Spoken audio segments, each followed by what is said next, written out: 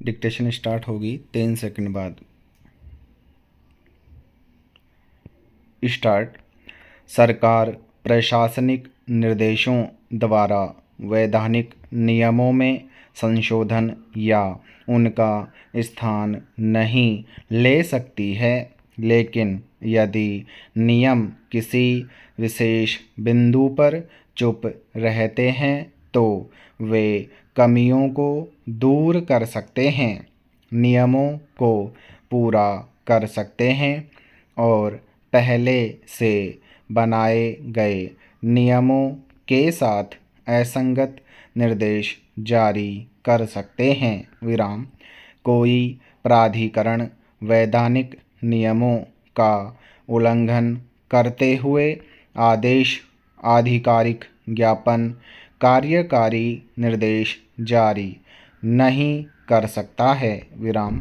हालांकि निर्देश केवल वैधानिक नियमों के पूरक के लिए जारी किए जा सकते हैं, लेकिन इसे प्रतिस्थापित करने के लिए नहीं।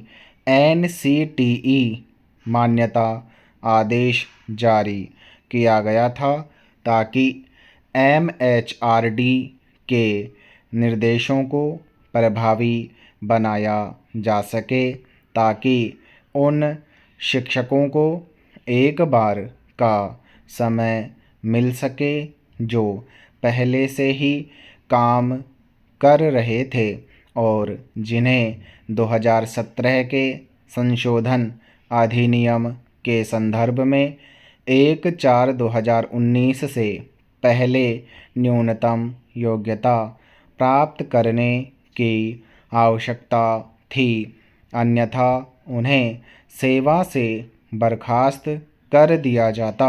विराम। ADNIOS द्वारा आयोजित डिप्लोमा 2 साल के डिप्लोमा के बराबर है, यह गलत है। विराम।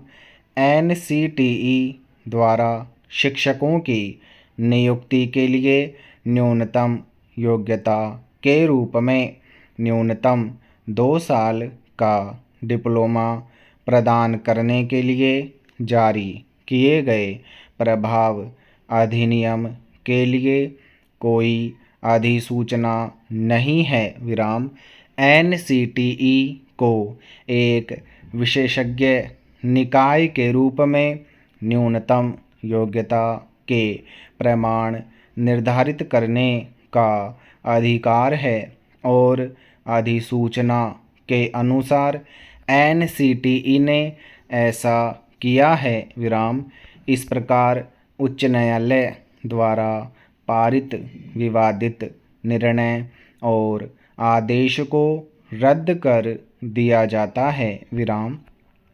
2021 जिन उम्मीदवारों ने NIOS से ORDL मोड के माध्यम से 18 महीने की अवधि का डिप्लोमा प्राप्त किया है, उन्हें चयन प्रक्रिया में भाग लेने की अनुमति देते हुए राज्य 10 फरवरी 2021 के संचार के माध्यम से इसे वापस लेने की अनुमति नहीं थी। विराम।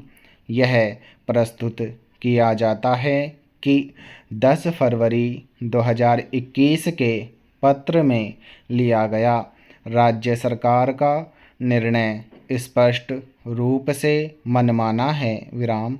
यह प्रस्तुत किया जाता है कि एक बार NIOS द्वारा ODL मोड के माध्यम से 18 महीने के डिप्लोमा को NCTE द्वारा मान्यता दी गई थी, जो एक सक्षम प्राधिकरण है। राज्य उन उम्मीदवारों के बीच भेदभाव नहीं कर सकता था जो नियमित 2 साल के पाठ्यक्रम या ODL मोड के माध्यम से 18 महीने के पाठ्यक्रम के माध्यम से डिप्लोमा कर रहे थे। विराम। यह प्रस्तुत किया जाता है कि यह डिप्लोमा धारकों के बीच एक कृत्रिम भेदभाव पैदा करने के बराबर होगा। जब दोनों को NCTE द्वारा विधिवत मान्यता प्राप्त डिप्लोमा हो जाता है तो वे चयन प्रक्रिया में भाग लेने के पात्र होते हैं। श्री खुर्शीद ने प्रारंभिक शिक्षा में 18 महीने का डिप्लोमा पूरा करने वाले उम्मीदवारों की ओर से कहा कि अदालत को उद्देश्यपूर्ण व्याख्या के सिद्धांत को लागू करना होगा। उन्होंने प्रस्तुत किया कि NIOS द्वारा ODL मोड के माध्यम से 18 महीने के डिप्लोमा के लिए एक विशेष प्रावधान करना अप्रशिक्षित शिक्षकों को योग्यता प्रदान करने के उद्देश्य से था जो पहले से ही काम कर रहे थे। एक बार जब वे उस योग्यता को प्राप्त कर लेते हैं तो सभी पक्ष समान हो जाते हैं और 18 महीने का डिप्लोमा पूरा करने वाले उम्मीदवारों और 2 साल का डिप्लोमा प्राप्त करने वाले उम्मीदवारों के बीच भेदभाव करने की अनुमति नहीं है। यह प्रस्तुत किया जाता है कि न्यायालय को निहित समतुल्यता के सिद्धांत का आह्वान करना होगा। यह प्रस्तुत किया जाता है कि अन्यथा उद्देश्य ही विफल हो जाएगा। विवादित निर्णय और आदेश में उच्च न्यायालय ने संजय कुमार यादव के मामले में पटना उच्च न्यायालय और श्री राजू नामा के मामले में त्रिपुरा उच्च न्यायालय के फैसलों पर भरोसा किया।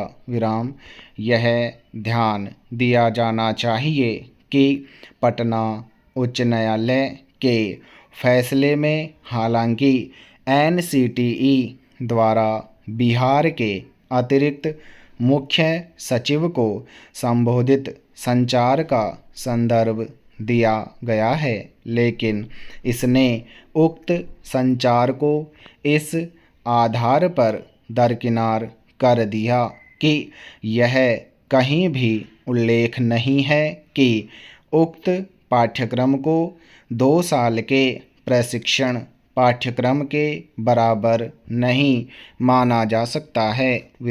समाप्त।